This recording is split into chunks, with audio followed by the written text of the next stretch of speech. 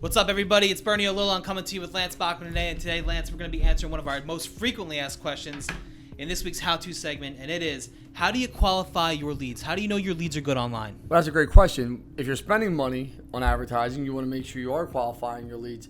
First, name, phone number, email, source, how'd you hear about us? Has to go into a system like Salesforce or any other CRM, so you do it. But track everything. I mean, you want to track each phone number that someone's calling you from your website.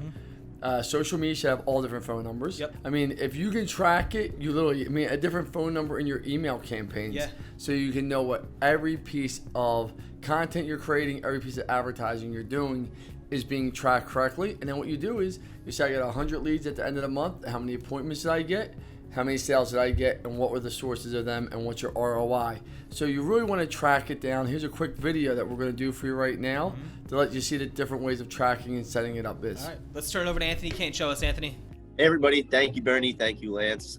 Happy to chime in here in terms of talking qualifying leads. So like Lance mentioned at the beginning of the video, ideally, you'd have some sort of a software, some sort of a system where these leads are flowing into. Maybe it's a Salesforce, maybe it's a HubSpot, somewhere that you can kind of start to build these lead profiles out in. Now you can see our platform of choice is of course HubSpot in this case, and this is a perfect example of one lead that maybe that has come in. So you can see, we get the information that they fill out the form. We're able to see what emails they've been served, what emails they've opened, what pages they visited on our website. We can log phone calls in here. We can start to build out this leads profile. Additionally, you can kind of see all this information over here as well. So we know what their source was. We know that they were organic. We know that they came through on the Google search engine. And you can start to kind of piece these puzzles together. If this was a PPC lead, we'd know what keyword they came in on. We'd know what campaign they came in on, so that we can start to allocate budgets and determine, okay, what is the ROI of this particular campaign that we're running on PPC, or maybe it's on Facebook.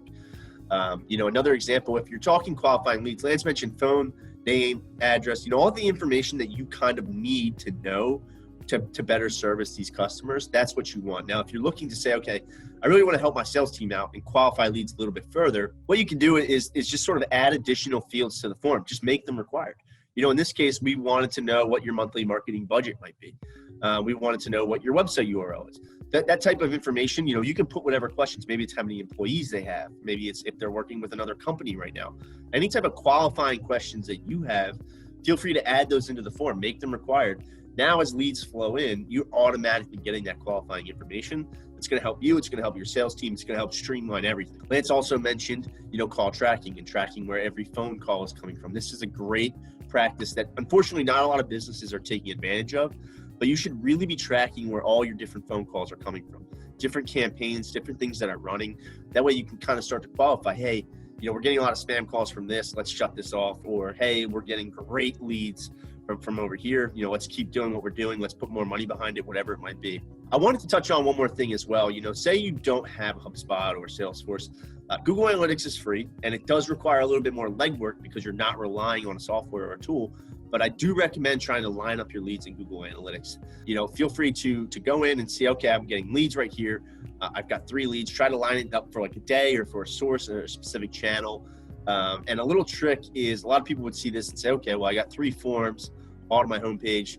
I don't know, which form was which. One great tip that I will recommend is to add hour as a secondary dimension. Not a lot of people realize that you can actually filter by hour as a secondary dimension. So now, okay, I can look at the form that I got at 4 a.m. and I can say, was this good or bad? I can look at the form I got at 9 a.m. and I can say, was this good or bad?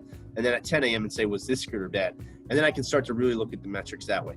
So there is always a way that you can line up your leads and start to qualify what channels are working for your business. Some might just require a little bit more legwork than others. So as always, if you guys have any questions at all, feel free to reach out to Lance, to Bernie, to myself, to the One SEO team, really. We're happy to talk CRMs, to talk business, to talk digital marketing. So thank you for listening, and I will talk to you guys all later.